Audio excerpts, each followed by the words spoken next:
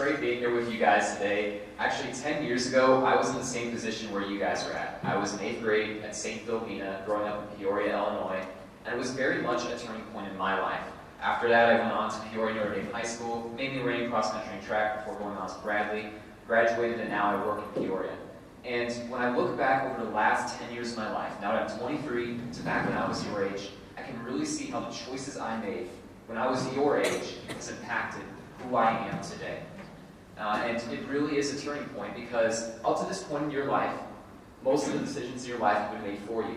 Your parents tell you when to get up, when to go to bed, when to go to school, when to do your homework. You don't really have much say in your life.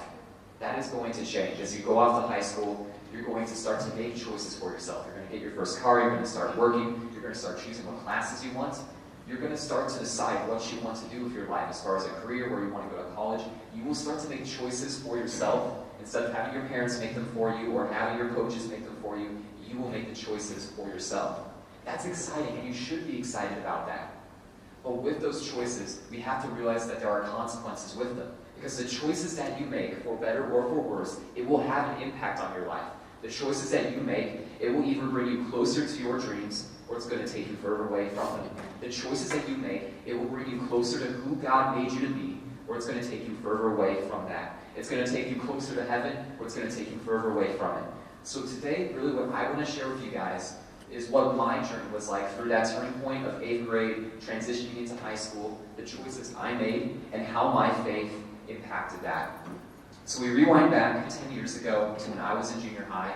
Basically, I was a scared, scrawny, awkward little Lebanese kid. I was not a very good student. I was okay in sports, played basketball, was pretty bad at it, ran track, I was decent at it. I made it to state in the 400 when I was in 7th grade, but it wasn't as cool as you think because I was the slowest guy who made it to state in the 400. So last guy in, really more by luck than anything else.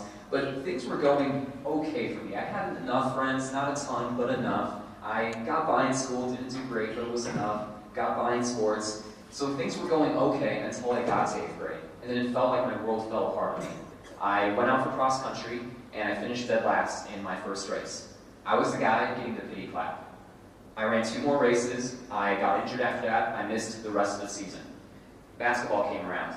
I was super excited for it, but I busted my knee out first week of practice, and I sat on the bench the entire season. Then track season came around. And at this point, I was saying, if I could just do something great in track, I can put all this behind me. My main event was a 400, so my focus was to make it to state and that again. At sectionals at that time, the top 2 people in each event would go on to state. I finished 3rd in 2 events that day. I barely missed making it to state twice. I was devastated. And it wasn't just the stuff that I was dealing with as far as being an athlete. I was struggling in school as well. English, math, every subject. I was having a hard time with it. My teachers didn't really believe in me, and I just didn't really feel like I could get that breakthrough. And on top of that, there was a lot of stuff going on in my family. Christmas, Thanksgiving, Easter, whenever we got together, it was tough because there was a lot of arguing between my parents and their brothers and sisters, who were my aunts and uncles. So I was going through all this, and I didn't feel like I could talk to anyone because I didn't even feel comfortable in my own home. So my 8th grade year was rough, and I want to share that because I don't know what your journey has been like. I don't know the things you've gone through. I don't know where you're at right now. But to anyone here who is where I was at 10 years ago, where I was miserable, I was frustrated, I didn't want to give up a Saturday morning for a stupid confirmation retreat, I want to let you know that it does get better, whatever you are dealing with, and you will get through it. Because I know that I was able to. It didn't get better overnight, but it did over time. So as my 8th grade year wrapped up, I was both nervous but hopeful for high school. I was afraid that the next 4 years in high school, I was just going to find out I was a failure, and that was it, just like my 8th grade year had gone. But I was hopeful that maybe it could be a fresh start, that maybe it could be a change in the right direction. I remember at orientation, the day before classes started, the dean of the school, Dean Pryor, he gave a talk to the freshmen, giving them advice on how to make the most of their freshman year. And he gave me advice that I took to heart, and I'm going to share with you guys. And next year, when you start high school, I want you to remember this. The first 10 weeks of your freshman year will be the most important part of your time in high school. The first 10 weeks of your 4 years in high school will be the most important part of your time there. he went on to explain, the reason that's the case, the choices that you will make in those first 10 weeks, the habits that you form, those are going to carry with you for the rest of high school. Think about your study habits. If you hit the books hard the moment you get home, or you procrastinate till late at night, whichever one you choose after 10 weeks, that's probably what you're going to keep doing. Same thing with friends, the people you meet, the people you start to hang out with.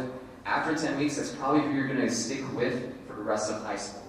So his point with all that was, if you want to make the most of your time here, give everything you've got those first 10 weeks. It might feel uncomfortable, it might be hard, but after you get through the first 10 weeks, it'll feel normal, it'll feel okay, and it would actually be harder for you to change your lifestyle than it would be to keep doing it. I really took that to heart because I wanted high school to be different, but I had no idea what to do to make that happen. I lost a lot of sleep at night thinking, what could I do to make the most of those first 10 weeks? I didn't have an answer the next morning when classes were going to start, so I thought maybe the best thing to do would be to pray. I went to Peoria Notre Dame High School, and every morning before school would start, they would have a mass in the chapel. So me and one or two of my friends from grade school, we went to mass together. Afterwards, we stayed after and prayed for a few minutes. And I just had this desire in my heart to just share with God what I was feeling.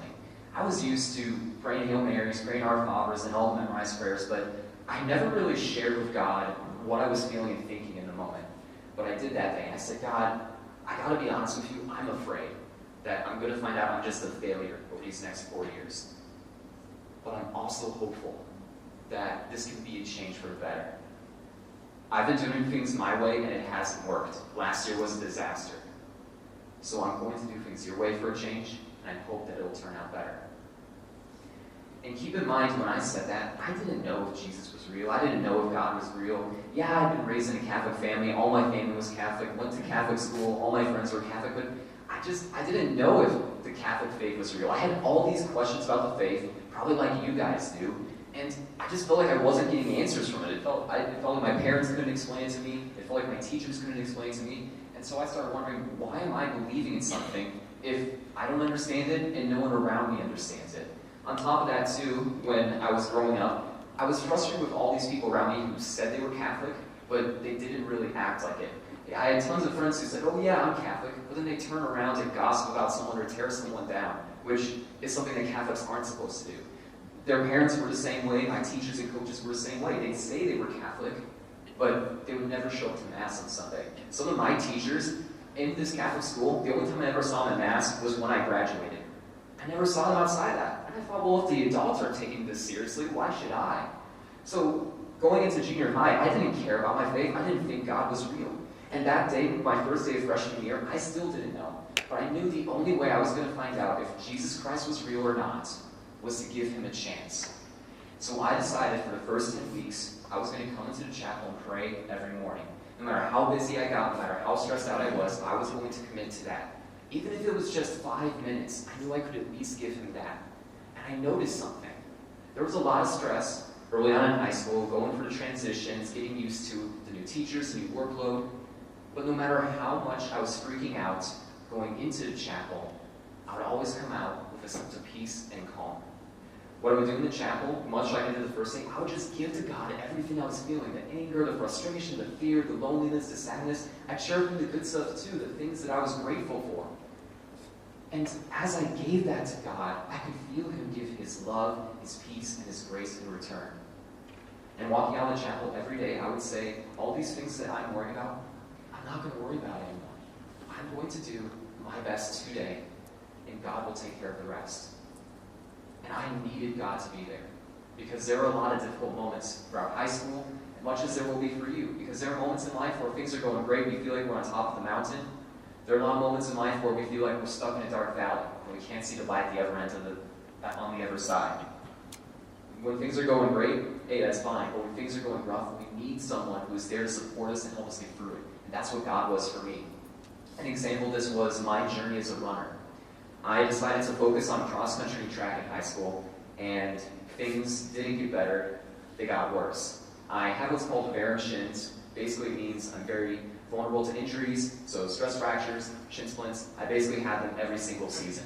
And there were a lot of difficult moments. My sophomore year of track, I didn't run a single meet, didn't run a single lap. I had stress fractures in both legs. I tried to run on them. It got so bad, there was talk about having to put an iron rod in my leg. and I had to miss out the entire season. I didn't run for 5 months. I was devastated. There was another time when I was injured again, and I was trying to find some way to train the team. And it ended up being embarrassing because my dad got me this bike from a garage sale. I didn't see the bike until I got to school. And so I'm coming out of practice excited because I at least get to, ride the bike to train. And I realized somehow my dad thought it was a good idea to get his 16-year-old son a hot pink girl's bike that was meant for a 10-year-old, not for a 16-year-old. And later he told me, well, it was cheap, so I'm like, no kidding, Dad, you made a fool out of me. My teammates made fun of me, and I ended up trying to ride it anyways. The tire blew out, wiped out in the parking lot, the entire school saw it. I was the laughing stock in the school, and it was embarrassing. I can laugh about it now, but in the moment, I felt alone, I felt like I was on my own, and I felt like things weren't going to get any better. It got to the point where, halfway through my junior year of cross country, I decided I was going to throw in the towel. My teammates had given up on me, my coaches had given up on me, my parents were telling me to quit, and I gave up on myself. I was in the chapel and I said to God, why am I doing this? I've been doing this for 4 years and I've got nothing to show for it. I'm getting slower, not faster. And the races, and that's if I get to run. For the most part, I'm off on the sidelines because I'm injured, watching my friends make varsity, watching my friends win conference, watching my friends go to state, while I'm stuck doing nothing, sitting by having to watch it. And so I decided I'm going down to Coach Sullivan's office and I'm telling him that I'm quitting and I'm not coming back. That was a big deal for me to say, because all my friends were on the cross-country team. Running was the one constructive thing I did outside of school. I was basically saying I was a failure, and that's all that I was ever going to be. I waited, hoping that God would say something to me. And I heard him say, Stephen, give it another week. And I laughed it off. I said, God, are you kidding me? I've been doing this for 4 years and nothing has changed. A week is not going to fix this. But I heard it again. Stephen, give it another week. Didn't you hear me, God? I'm already injured. I'm out of shape. The season is going downhill already. I'm just going to cut my losses. It's over. It's done. Stephen, give it another week. Okay. Well, we do have a race next Saturday. I got cleared to run. I don't think it's going to make a difference, but I'll give it a week. What do I have to lose? I went into the race that next weekend with a different attitude. Up to that point in the season, my mindset had been, I hate this, I suck, I'm injured, I'm never going to get better, my life is horrible. And I was doing terrible. That next race, my attitude was, let's see how fast I can be. This may be my last race, let's see what happens. And I had a breakthrough. I was in a JV race, I beat some of the varsity guys that day. I thought, maybe I'm onto something here. So I did the same thing the next week, and the same thing happened. And I thought, okay, well, I'm going to stick around another week, and the same thing happened at that point. I was like, well, might as well stick around till the end of the season. And my season went from spiraling downhill to going uphill, and the only thing that changed was my attitude. I was still out of shape, I was still injured, but the one thing that changed was the perspective God gave me through prayer. God was telling me to believe in myself. And when I started to believe, I started to see that impact how I was racing. And when the season was over, I was in the chapel and I said to God, thank you so much for not giving up on me. I wouldn't be doing this if it wasn't for you. And I know I've got a long way to go. I know senior year I'm probably just going to get injured again, but I want to see this through to the finish. So through a very difficult recovery process, through a lot of training on my own, I come back senior year, finally make varsity. After being on the JV squad for 3 years, I'm on the line at sectionals. I've been waiting 4 years for this moment. One shot to make it to state, one chance to make this dream come true. Gun goes off, 5 seconds into the race, I get shirts by another runner, I face plant. By the time I look up, I'm 50 meters behind everyone else, and my worst nightmare has just become a reality. And all the old doubts came back. Stephen, just stay down. You aren't good enough. You don't belong here. This is where you belong, right here in the dirt. Don't bother getting back up. And I believed that for a moment. But there was another thought that went through my head. I thought about Christ falling under the weight of the cross. I thought about the pain that he went through. But what did Jesus do every time that he got knocked down? he gets back up, and he gets back and fights. And he did that because he believed in you. Each one of you, he believed in me. So I got back in the race, and I thought it was over. I thought there was no way I could make up the grounds I needed to. But I told myself, break it down, 1% at a time. God believes in you. Get back in this race. So I passed one guy, and I said, okay, let's get the next guy. Before I knew it, I passed a group of 5, and I said, okay, let's get this next group. 5 became 10, and then 10 became 20, and then 20 became 40, 40 became 80. I ended up passing 130 guys in that race. And I wasn't the star runner of the team. I wasn't the fastest guy. I was the last guy in the varsity squad. In cross country, there were 7 guys on varsity. I was number 7 every race, and I was barely number 7. And yet here I was pulling off this comeback because I was relying on God's strength to work when I couldn't carry on anymore. I remember coming down the final 100 meters. I knew we had it. Everyone had run a rock star race that day. I knew we were going to state. I was in so much pain, but I couldn't stop smiling because for the first time in a very long time, I believed in myself again. Now, as I'm sharing that, maybe some of you guys are athletes and you relate to that. Maybe some of you don't care about sports, and that's perfectly fine, and you don't relate to that directly. But what I want you to do is that story as an athlete I shared with you, take it back and apply it to your life. The things you're going through, the things that you're dealing with. Maybe you aren't dealing with injuries, but you're dealing with something. Because we all have a battle that we're fighting. And I want you to think about how different my life is because I was trusting in God and how different your life can be. Think about it. If I had not been praying, would I be running today? Would I have made varsity? Would I have made it to state? Would I have kept all my friends senior year? Would I have had a good senior year? It would have been no to all those. If I had not been praying, I would have quit the team junior year, never would have made varsity, never would have made it to state, would have lost all my friends, would have had a terrible senior year, would have graduated high school thinking I was a failure and that's just all I was going to be in my life.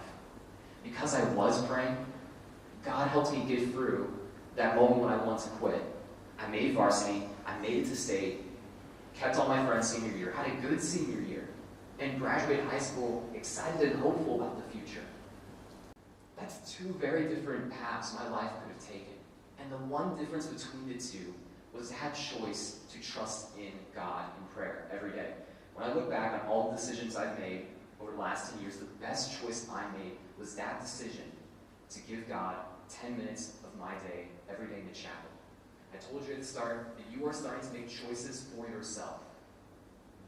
God helped me make the right choices, even when I couldn't see the way forward. Because here's the thing, God knows you better than you know yourself. He created you, and He desires what is best for you, more than you want it for yourself. So even when you want to give up, even when you feel like you're on your own, even when you feel like no one's got your back, God has your back. That's why I am still Catholic today, even when many of my peers have chosen to walk away from their faith. And maybe you're wondering, well, don't you feel left out that your friends don't pray or they don't go to Mass anymore? And yeah, it bothers me, but I feel sorry for them for walking away from their faith. Because I see the life that they're living, and I know that they are not happy. They turn their back on God, and they are searching for something else to fill that hole in their heart that only God can fill. You know, I look at them, and they're trying to take their identity from what their friends say about them, or how people view them on Facebook or Instagram or whatever. And look, the reality is, that is not what defines you. Whatever people think about you, whatever people see about you. You know, I see them trying to define themselves by the success they have, the failures they have, and look, your greatest accomplishment, your greatest failure, that is not what defines you. But what my friends are missing out on, who've walked away from the faith, is that there is only one opinion that matters, and that is how God looks at you. And when He looks at you, He does not see a mistake. He does not see a failure. When He looks at you, He sees someone that is worth dying for. And I hope that every time you look at the cross, you realize that He did that for you. God, the maker of the universe, He gave up His infinite power in heaven to become man and die for you. Because He believed in you. Everything that He went through, being betrayed by one of His apostles, being scourged at the pillar until they tore the skin from His bones, carrying the cross, being nailed through His hands, through His feet, and being left up there to die. What got Him through all of that? He was thinking about each one of you. And as He was going through that, He believed that you were worth to continue on, even though it meant He was going to die. You know, I think some of my friends, they turn away from the faith because they think, how could God love me after all the things I've done? That's not the question we should be asking, because God always loves you. His love is constant. And if you need a reminder of that, just look at the cross. That love for you will never change. It's the one thing in your life that will never change. The question we need to be asking, and the question I want you to be asking for yourself on this retreat, is will you let God love you? He already loves you. He already sees the gifts and talents that you have. Are you going to see yourself that way? When you look in the mirror, do you see a mistake, or do you see yourself as God's son or daughter? Because God believes in you. So if you see yourself as a failure, I want you to reconsider that, because that is not how God sees you. I'm going to just wrap up with a short story. There was this father who was dropping his son off at school one day. He was probably about your guys' age. Gave him a hug, told him he'd come back at the end of work, like they did every day. There was an earthquake. School collapsed. Most of the faculty were dead. The students were trapped inside. The father comes back. No sign of life in the school. But he says, my son isn't there. He starts digging. An hour goes by. 5 hours go by. His knuckles are bleeding. 10 hours go by. His back's aching. Everyone else is going home to get dinner, to go sleep. He doesn't eat, doesn't sleep. He keeps digging throughout the night. 24 hours later, he's still out there digging. 30 hours go by. People are asking him, why are you still doing this? There's no way he's still in there. But he said, I can't stop because I made a promise to my son that I would always be there for him, no matter what. 38 hours later, he lifts up a piece of plywood. He sees his son looking up at him. And he goes, Dad. And then he turns around to his classmates who are in this classroom with him, and he says, you see, I told you my dad would come back. He always keeps his promises. That is the love God has for you. He never gives up on you. Even when everyone else gives up on you, even when you give up on yourself, he never gives up on you. And he refuses to quit. He will be fighting for you today. He will fight for you tomorrow. He will fight for you every day of your life. Believe in that. Because God believes in you. So this day on this retreat, I hope every day from here on out, give God a chance. Because you're going to have moments where you wonder why the faith is real, why should I just, why don't I just walk away from it? But before you choose to give up on God, I want to challenge you to give him a chance. Because he never gives up on you. Open your heart to him like I did that one day freshman year when I didn't know if he was real or not. You will be amazed with how much he loves you, how much he believes in you, how much he has a plan for you, greater than anything you could ever imagine. Let's end it in prayer. In the Father, and the Son, and the Holy Spirit. Amen. Come, Holy Spirit. Whatever in this talk that each one of us, that stuck out to each one of us, I ask that you help reveal what it is that you are trying to say to us, what you are trying to moving us to do, what you are revealing to us. Throughout this day, Lord, pour out your grace so we can open up our hearts, we can listen, and we can grow closer to you and understand how much you love us. We offer this to our blessed mothers, we pray. Hail Mary, full of grace, the Lord is with thee. Blessed art thou among women, blessed is the fruit of thy womb, Jesus. Holy Mary, Mother of God, pray for us sinners, now at the hour of our death.